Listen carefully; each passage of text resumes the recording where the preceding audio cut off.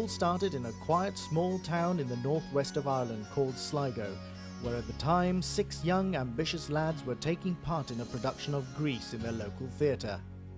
At the performers' party afterwards, the lads who had all played the infamous T-Birds sang a song, much to the delight of their captive audience.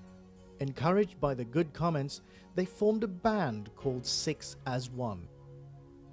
Although they were not all to be in the band we know as Westlife, their first gig at the Southern Hotel in Sligo was a success, so much so that when they went back to doing Grease on stage, 6 as 1 sang songs in the interval.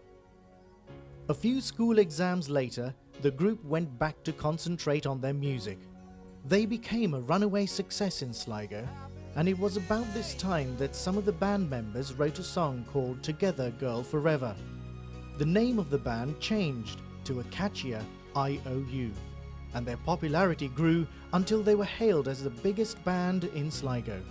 Warding off interest from at least 2 managers, the band released the song Together Girl Forever through a small independent record company, and the CD sold well around Sligo. Meanwhile, without her son's knowledge, Shane's mother had been busy trying to drum up support for the band, sending countless copies of the CD to anyone she could. Finally, the CD caught the attention of Louis Walsh, who eventually agreed to meet the boys. Their next big break was to get a support slot on the Backstreet Boys concert in Dublin. They were given 15 minutes to prove themselves on stage live. The lads chose their first song, Together Girl Forever, as well as Everlasting Love, and a cover of the Who classic Pinball Wizard. The show was a hit, and Louis Walsh decided to manage the group.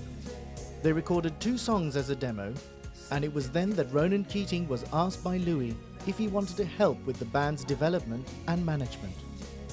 Ronan got on well with the lads, so he agreed to help. After 2 changes to the band members, Nicky and Brian were auditioned and joined the band. The band's next big step was to support Boyzone on their UK tour. They sang 4 new songs: Swear It Again, Flying Without Wings, Everybody Knows, and If I Let You Go.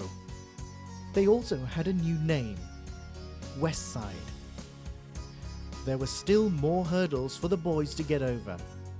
This time, it was the critical music press and competitors at the Café de Paris in London. The boys were a hit yet again, and finally, after a minor change to the group's name for legal reasons, the lads started to record their first album. Their first single, Swear It Again, went straight in at #1 in the British charts. Westlife had arrived.